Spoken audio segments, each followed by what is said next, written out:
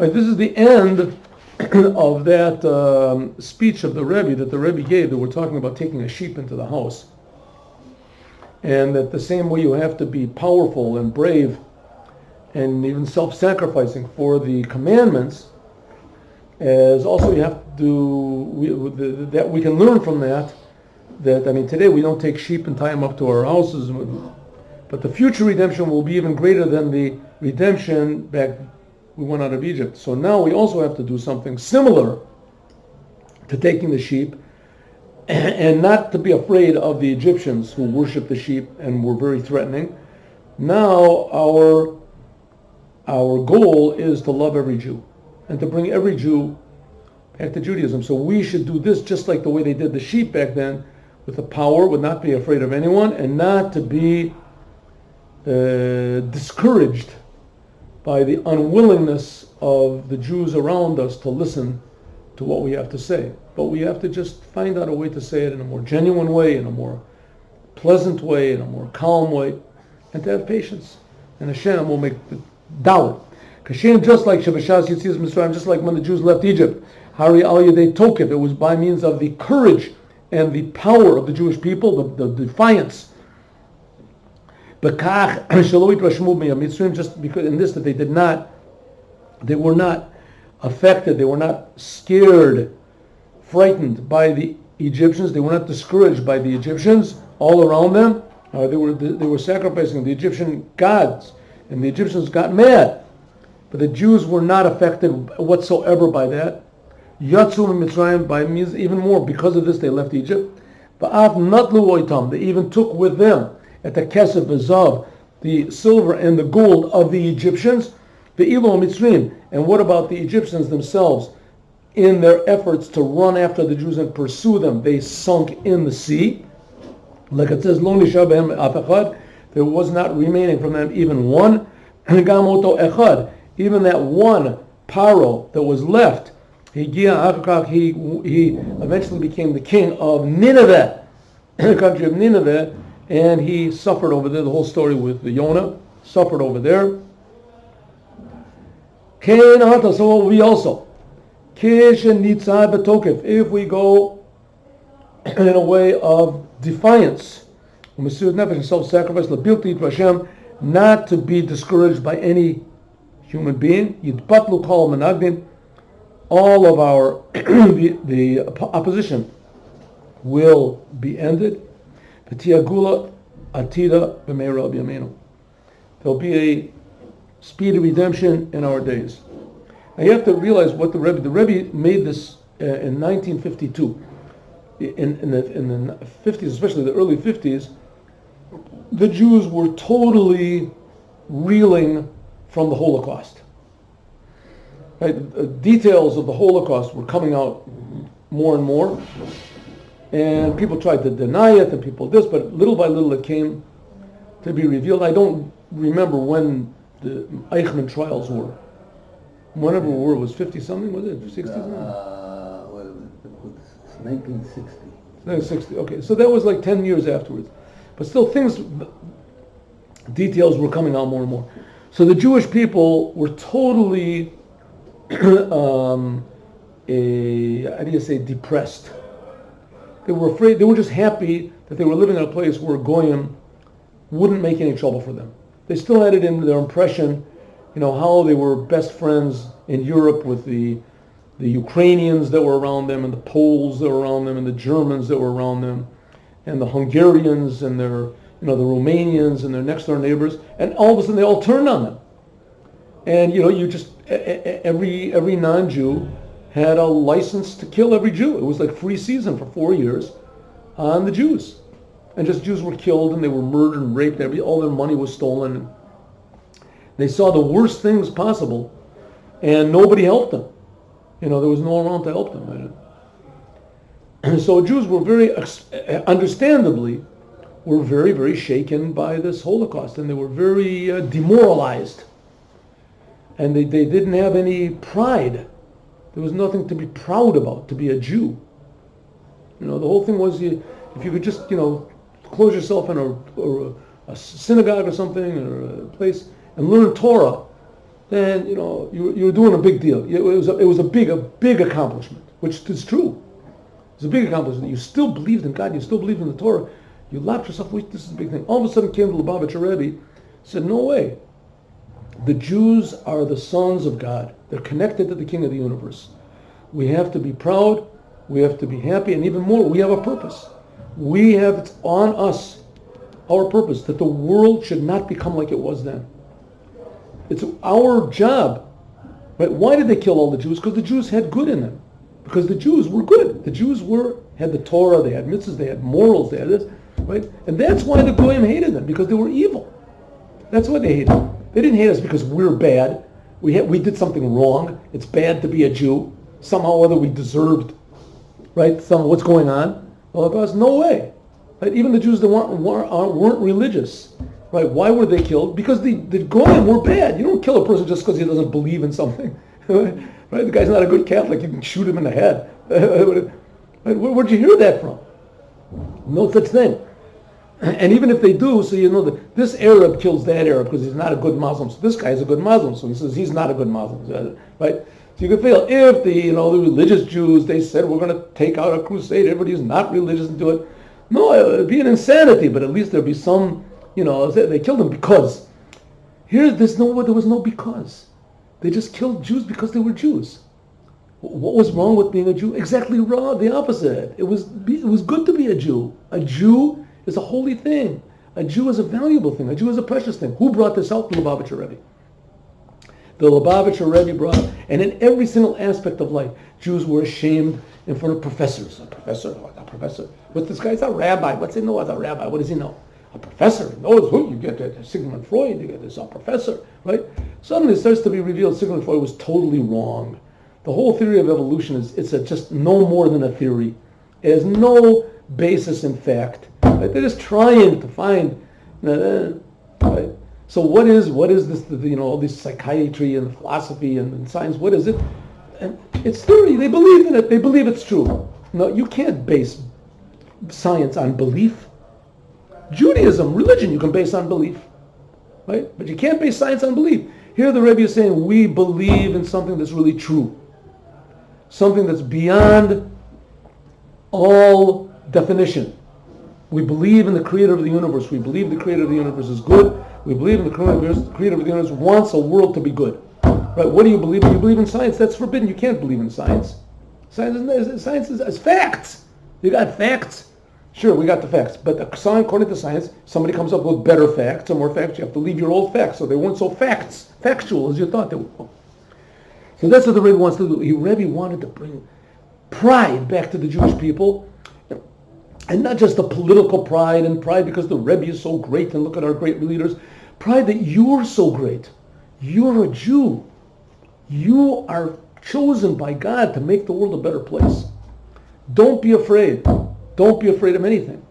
Right? Your job is to bring good into the world. Your job is to bring conscience into the world, to bring true values into the world. That's your job. You'll have opposition, no surprise. But now the tables are turned. Now we're going to bring light into the world, and we're going to do away with the darkness. Not like before they were trying to bring darkness in the world and do away with the light. Oh. Hey, Parshas HaChodesh.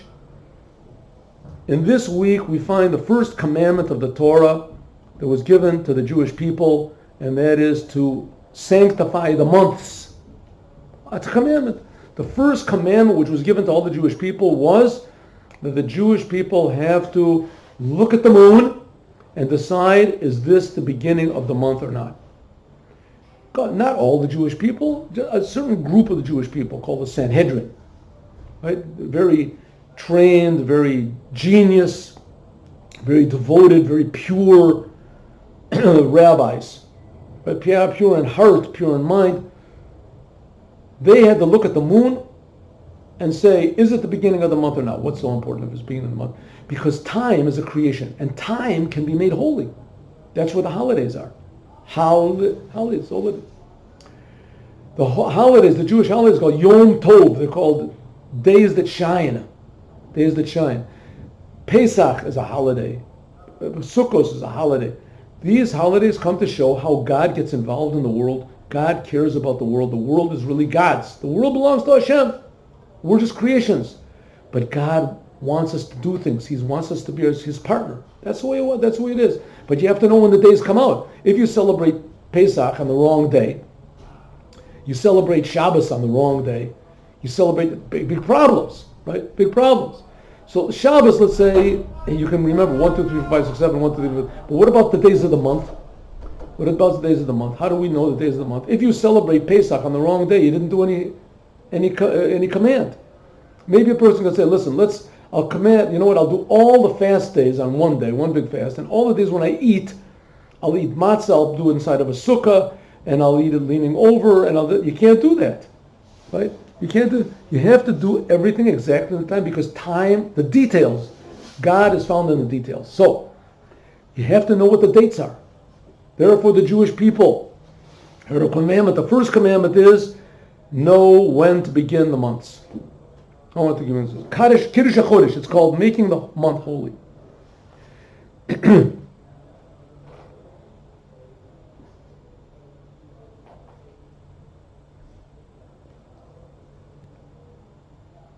Yes. The Parsha is HaChodesh. The Parsha, what it says about making the new months, so there's also the mitzvah of eating matzah. Shivas Yomim Matzos Tochilu. As soon as you know when the first day of the month is, and the first month in Judaism is the month when Passover occurs, the month of Nisan. So it says, on the 15th day of that month, you have to eat matzahs for 7 days. Mitzvah Sechilas Matzah, the mitzvah of eating matzah, Nishara, remains also nowadays. And it is a commandment from the Torah. Nowadays we do not have a temple.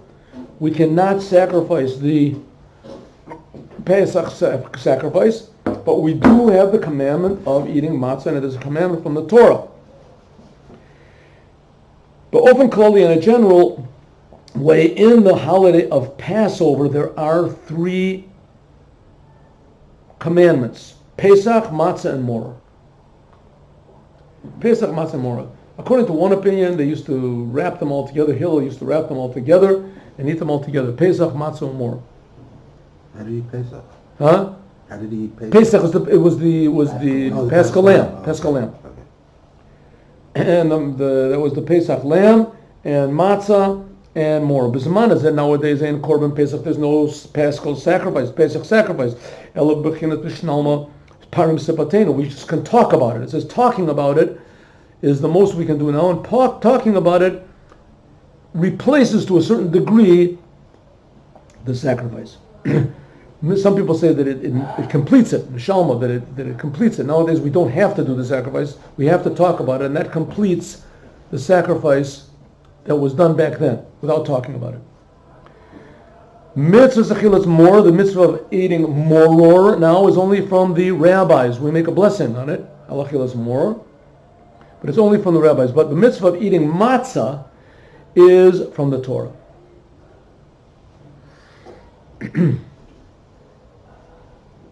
I have ben chometz v'matzah. What's the difference between eating chometz, which is called in English leavened bread?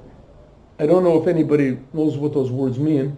If you go into a store and say, I would like some leavened bread, they don't know what you're talking about. But it means it raises up. Leavened bread means bread that puffs up, right? It has a lot of air in it. Maybe it's twice as much air as it has, maybe even more, as actual ingredients.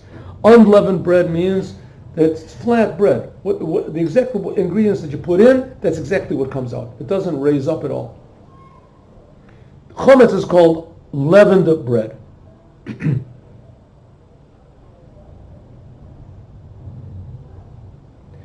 The chometz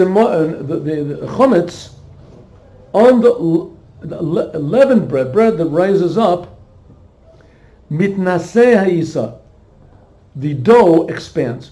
The ilu b'matzah, but matzah nishara isa, the dough remains as it is.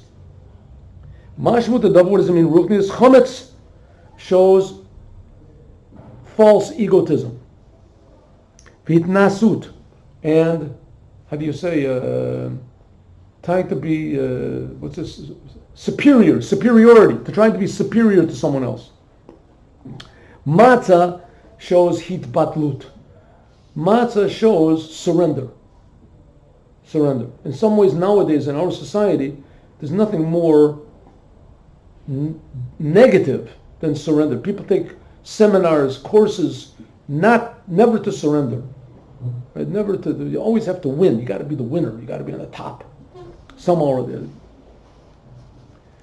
And says the Rebbe, you're right, to surrender, like we just finished learning. To surrender to the Egyptians was a bad thing.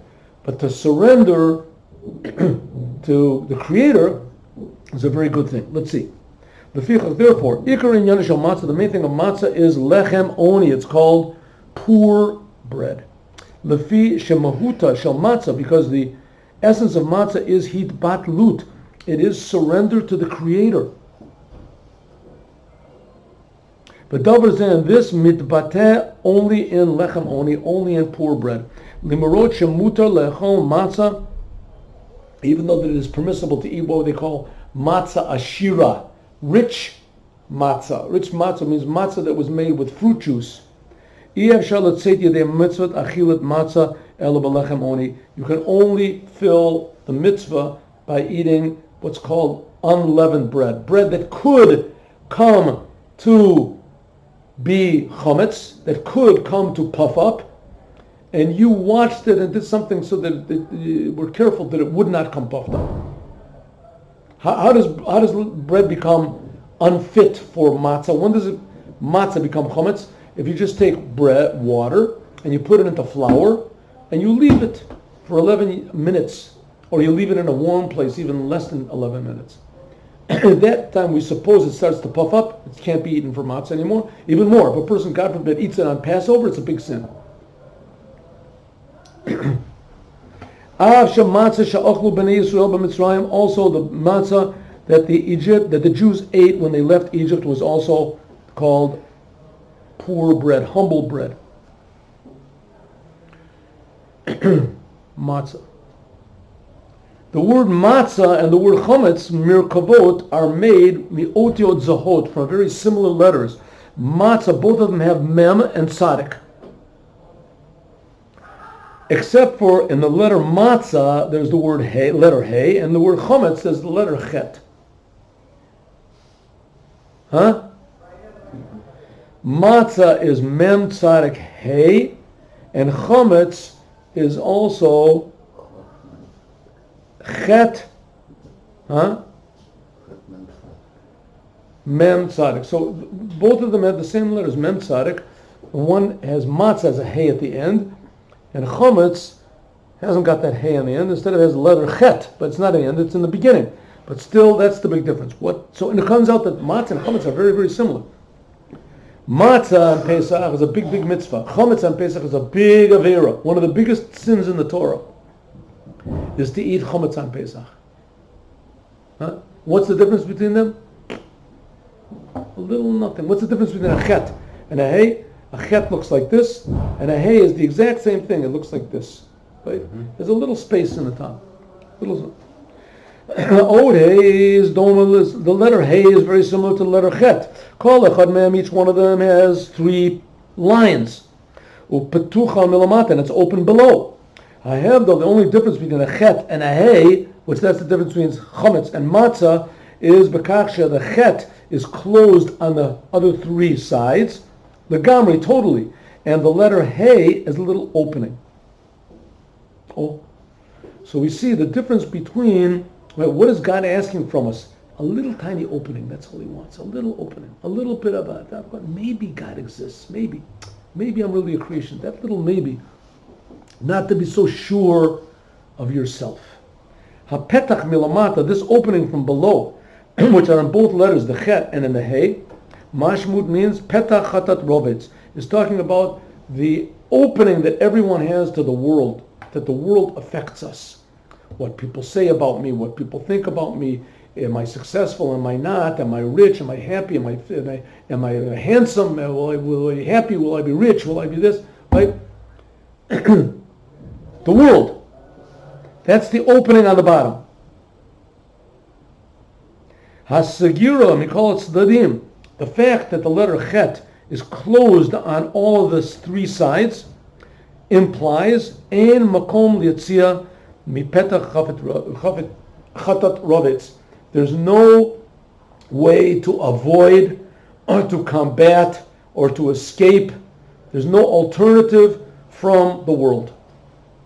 There's no alternative from sin, or in our case, selfishness.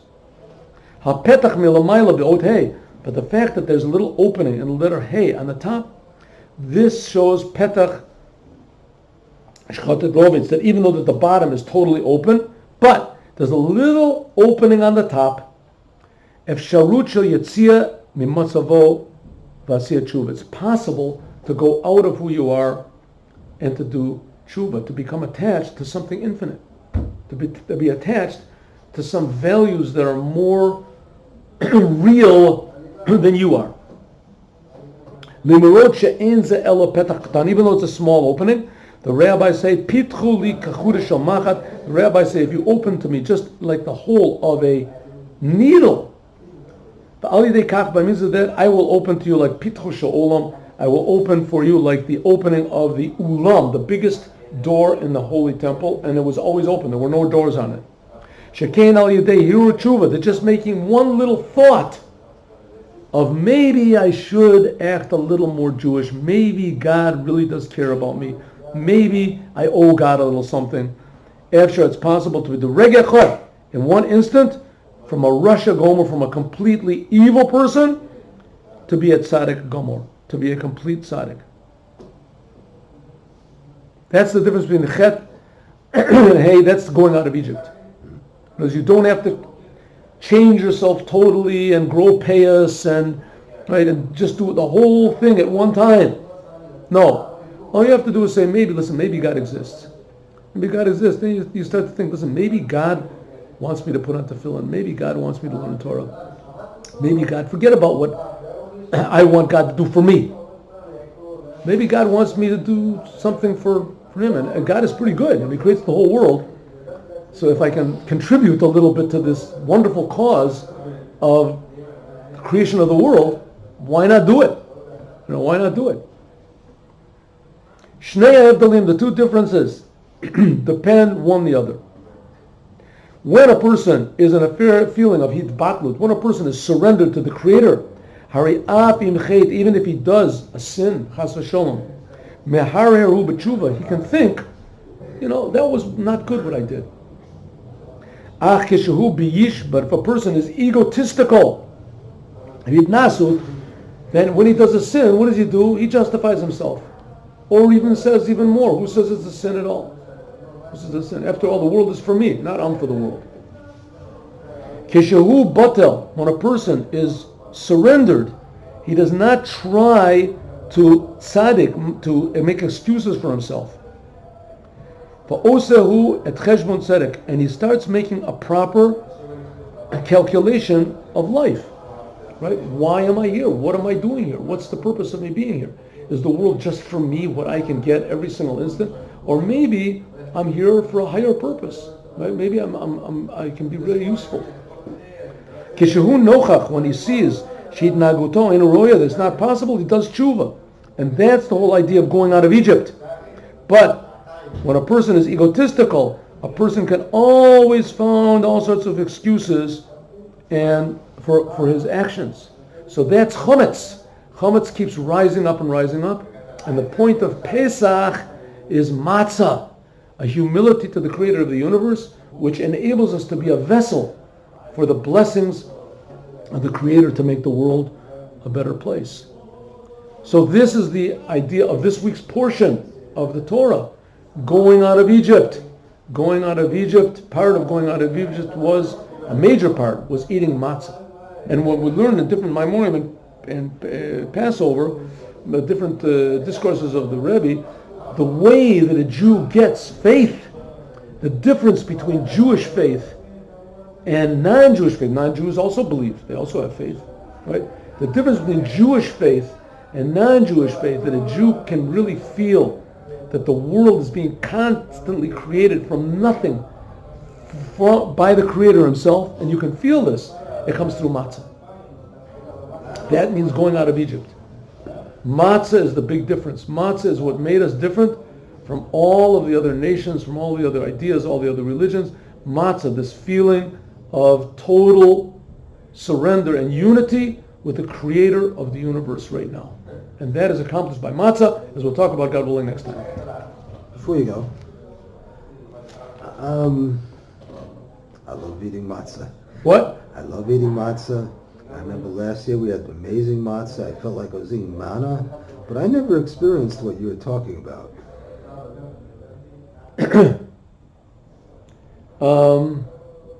Listen, all these experiences that we're oh, my shoulder. I fell down. We were just by the Kfar Chabad and I hurt my shoulder. I thought it was okay. Okay, all these feelings that the Rebbe is talking about are feelings of like being more healthy, right? It's like the same type of a thing. Let's say, for instance, I fell down, I hurt my shoulder, right? Mm-hmm. So it's getting better until just now. So as my shoulder gets feeling better and more, I don't think to myself, oh, now I feel healthy. Now I just feel You forget natural. about your pain. Right? You forget yeah, about the your pain was an extra thing. The pain was an extra thing, and now I got rid of it. You know, so maybe the first day or something you feel, but you just feel who you really are. You just feel your normal, healthy self, right? So I think that if they would go to these old folks' homes, and if they would, give everybody a pill, they would feel all of a sudden 20 years old. They would feel tremendously happy, maybe in the first couple of minutes, and afterwards they would just start acting young again. They just do the normal things that they would do, right? It's the same type of a thing here. Feeling godliness is a natural feeling by a Jew. It's a natural feeling. People go to the Holy Temple, they would feel happy, like a child feels happy. But this is a different type of a happiness. A child feels happy, but a child doesn't have any responsibilities. To feel happy, let's say you get a job. Oh, they chose me for the job. Right? The guy gets elected president of the United States. The president of the United States has tremendous responsibilities. He has no second for himself. He's tremendously happy. Right? And if he thinks about it, he's happy every moment. He's happy every moment because he feels he's doing this responsibility, right? He feels responsible. So it's the same type of a thing. When a person went to the Beis Hamikdash, they would feel happy. They would feel they were connected to the King of the universe. Like I said in the previous class, that Judaism expects a lot from everybody, and it doesn't really offer you anything except the truth. And then there's nothing greater than that, but nobody values it. Who values it?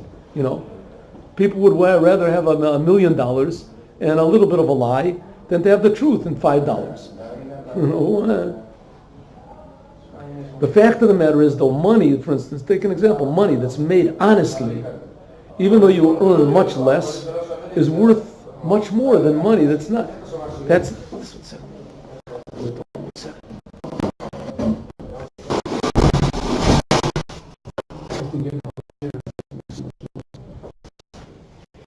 I told you that there was one of the Chassidim Chabad, he went into the Lubavitcher Rebbe, this was in the 50s, I don't know, 60s.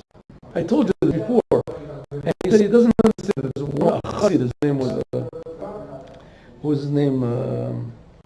Anyway, an old Chassid, a wonderful person, he had a wonderful family, but he was abject poor. He had everything that he just failed, he tried business, it just didn't work, what he did. So people needed money, his wife, they had to give her, charity so that she'd be able to make Shabbos, and he went in with a torn coat.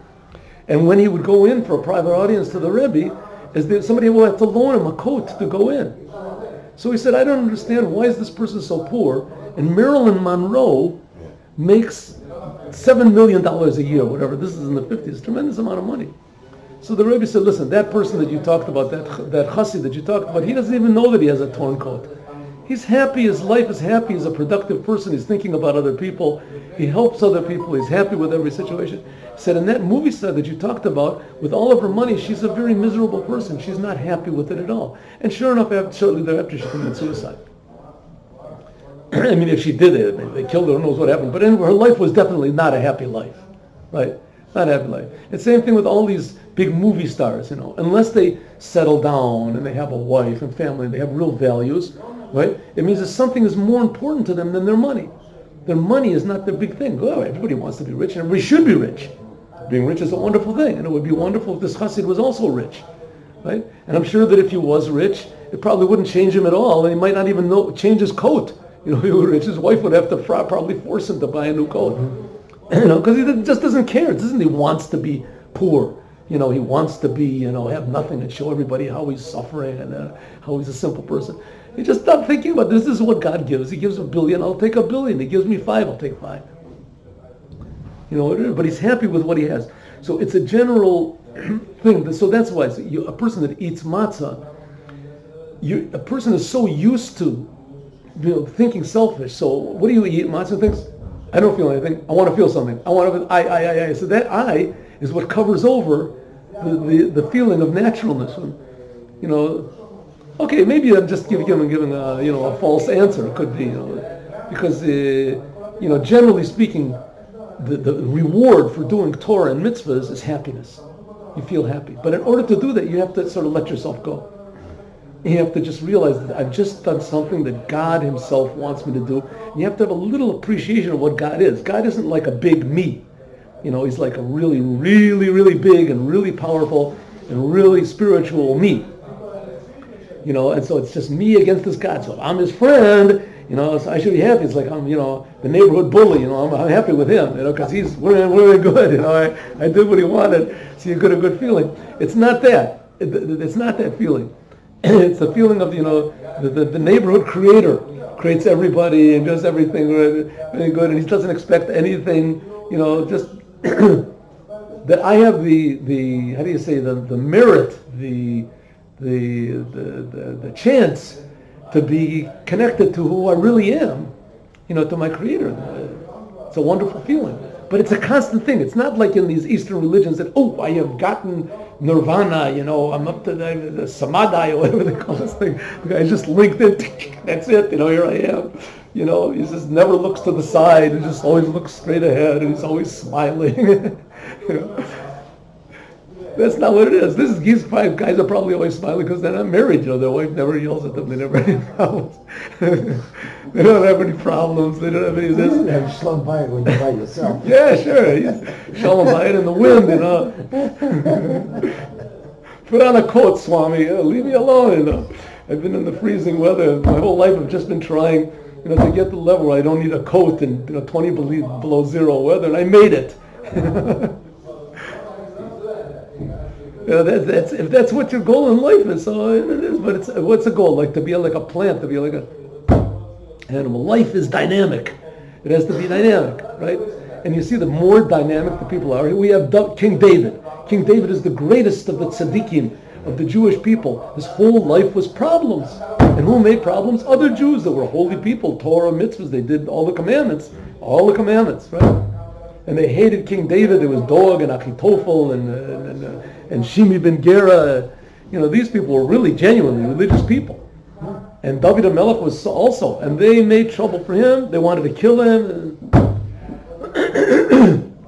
So that, Judaism is not like the other religions. It doesn't, promise you automatically, even though the Torah does promise it'll be good. But if things don't come out the way exactly you would like it, this is what God likes it. Right? This is for some reason how this is done for me. But we have to still understand that the world is not supposed to be like that. There's not supposed to be trouble. There's not supposed to be suffering. It's not supposed to be this way. If there is, we have to understand God wants it this way for some reason, and He's got a purpose, and this is for our good, but it's not good. It's not good, right? Not good. And in the end, it's supposed to be that there's no more sickness, and there's no more pain, and there's no more trouble, and there's no more disappointments, and no more tears. That's how it's supposed to be. And that's the way it will be. But in the meanwhile, it's God's world, it's not our world, and we just have to pray that Mashiach will come now, and everything will change like they will left Egypt. Poof, the whole thing is gone. Okay. Thank you.